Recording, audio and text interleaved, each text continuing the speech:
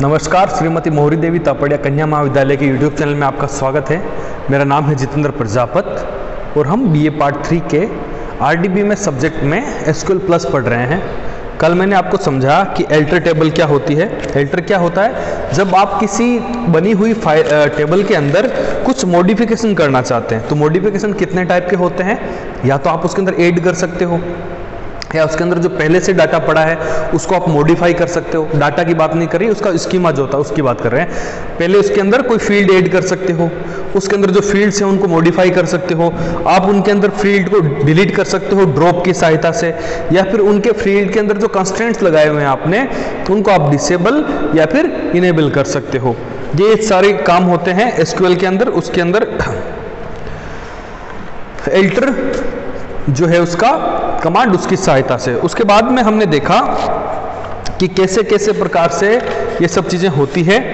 आज हम बात करेंगे कि टेबल को ड्रॉप कब किया जाता है, उसको डिलीट कब किया जाता है, कैसे डिलीट किया जाता है, इसके बारे में हम चर्चा करेंगे। तो इस कमांड का प्रयोग टेबल को ड्रॉप करने के लिए किया जाता है। यह कमांड डेटा के स्ट्रक्चर तथा टेबल पर लागू किए कंस्ट्रेंट्स, इंडेक्स, ट्रिगर को भी ड्रॉप कर देता है। ड्रॉप का मतलब क्या होता है? डिलीट कर देता है, ठीक है, अर्थात उसे हटा देता है। इस कमांड द्वारा कंस्ट्रेंट्स, इस कमांड के द्वारा व्यूज, प्रोसीजर, फंक्शंस, पैकेज, इन सभी को ड्रॉप नहीं किया जा सकता। क्यों? क्योंकि ये डिपेंड करते हैं उस टेबल पर। अगर वो टेबल डिलीट होगी तब ये डिलीट होंगे। तो इसका सिंटेक्स किस प्रकार से रहेगा? इसका सिंटेक्स इस प्रकार से रहेगा। सिंटेक्स क्या रहेगा? ड्रॉप नाम लिखना है आपको, टेबल करना है और टेबल का नाम दे देना है तो वो ड्रॉप हो जाएगा।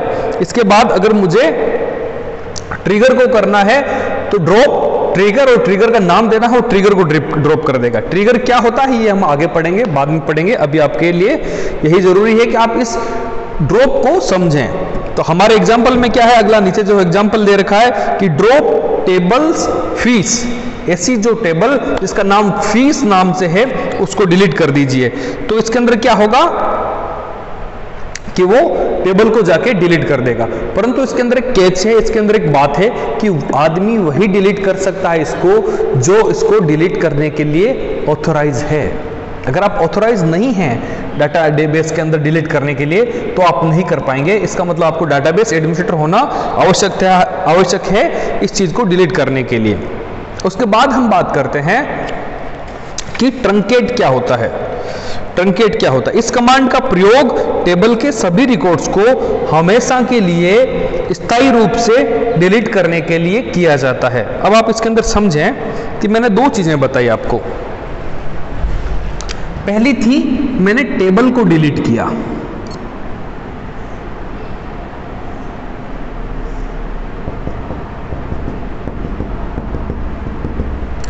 एक मैंने कहा कि मैंने उस टेबल के रिकॉर्ड्स को डिलीट किया।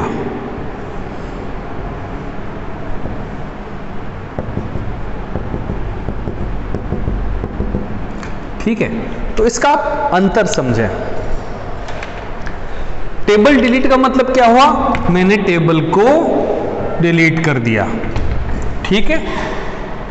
मैंने ट्रंकेट किया मतलब मैंने टेबल के रिकॉर्ड्स को डिलीट कर दिया।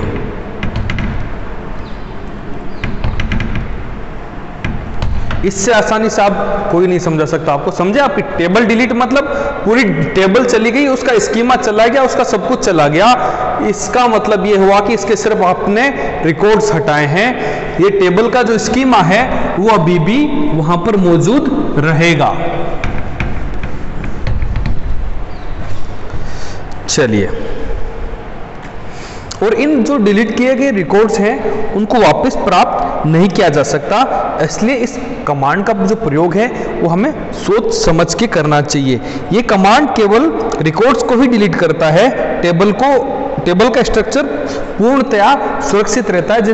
जैसे मैंने बताया था कि वो वैसा का वैसा बना रहेगा, जिसके अंदर हम नया डाटा डाल सकते हैं। इसमें वेयर क्लोज का प्रयोग नहीं कर सकते। ट्रंकेट में आप वेयर क्लोज का प्रयोग नहीं कर सकते कि ऐसा ऐसा डाटा डिलीट कर दो जिसके अंदर की सैलरी 10,000 से कम हो या ऐसा कुछ। अर्थात रिकॉर्ड्स को डिलीट करने के लिए किसी विशेष कंडीशन के साथ इस कमांड का प्रयोग नहीं किया जा सकता। यदि हमें किसी विशेष कंडीशन को पूर्ण करने वाले रिकॉर्ड्स को ही डिलीट करना है तो इसके लिए हमें डिलीट कमांड, वो क्या करता है, आपको डिलीट के लिए मार्क करके रखता है, का प्रयोग करना चाहिए, जिसको हम आगे DML में पढ़ेंगे। अगला जो अपना कॉन्सेप्ट आएंगे वो आएंगे DML के, डाटा मैनिपुलेशन लैंग्वेज में, कि जो हमारा डाटा हम इंसर्ट कर रहे हैं, अभी तो हम क्या कर रहे हैं कि स्ट्रक्चर जो हमने डेवलप की है उसके बारे में क्या क्या चीज़ें हैं, क्या क्या चीज़ें नहीं हैं, परंतु फिर हम क्या पढ़ेंगे कि उसके अंदर जो हम डाटा डाल रहे हैं, डाटा इंसर्ट कर रहे हैं, उसको किस प्रकार से यूज लिया जाएगा। अब आप अपनी स्क्रीन पर देख पा रहे होंगे कि इसका सिंटेक्स ये है। सिंटेक्स क्या है, ट्रंकेट टेबल और टेबल का नाम। अगर आपको टेबल का सारा डाटा हटाना है, सारा का सारा डाटा क्लीन करना है, तो आप इस ट्रंकेट का यूज लेंगे। और इसके अंदर कैसे होगा, जैसे मैं बात करना चाहूं, ट्रंकेट टेबल का नाम, टेबल और टेबल का नाम स्टूड, स्टूडेंट का नाम से, ठीक है। ठीक इसी प्रकार अगर मुझे किसी टेबल का नाम परिवर्तित करना है, उसको रीनेम करना है, तो उस सिचुएशन में मैं क्या करूंगा, मैं रीनेम कमांड को यूज लूंगा। कैसे यूज लूंगा, देखिए आप, इस कमांड के द्वारा टेबल का नाम बदला जा सकता है। ऐसा करने से वह टेबल जिसका नाम बदल रहा है वो पूर्व में बनी हुई होनी चाहिए। जैसे रीनेम, आप अपनी स्क्रीन पर देखो, rename old name to new name, ठीक है। ये पहले उसका जो भी नाम था, जैसे स्टूडेंट था, उसके बाद उसको STUD करना है तो वो कर सकते हैं आप। जैसे कि एग्जाम्पल में दिया हुआ है नीचे कि SQL में रीनेम कर दो स्टूडेंट 1 को स्टूडेंट में। ये इस प्रकार से हम आसानी से इसका उपयोग कर सकते हैं। तो आज तक हमने अभी तक DDL के जो सारे कॉन्सेप्ट हैं उनको हमने समझा, डाटा डेफिनेशन के लैंग्वेज को समझा। हमने देखा कि क्रिएट का प्रयोग करते हुए हम किस प्रकार से एक टेबल को बना पा रहे थे, एल्टर का प्रयोग करते हुए उस बनी हुई टेबल के स्ट्रक्चर में बदलाव ला सकते थे। ड्रॉप के अंदर हमने देखा कि उस टेबल के बने हुए जो स्ट्रक्चर है उसको कैसे डिलीट कर सकते थे, टेबल को डिलीट कैसे कर सकते थे आप कंप्लीटली पूरे डेटा के साथ में और स्ट्रक्चर के साथ में। और फिर आपने देखा कि ट्रंकेट का मतलब क्या हुआ कि आप जो बनी हुई टेबल है आपकी, उसके बीच का सारा, उसके अंदर का सारा डाटा आप गायब करना चाहते थे तो वो कैसे कर सकते थे, वो आपने देखा। और उसके बाद में हमने देखा कि रीनेम कैसे किया जाता है।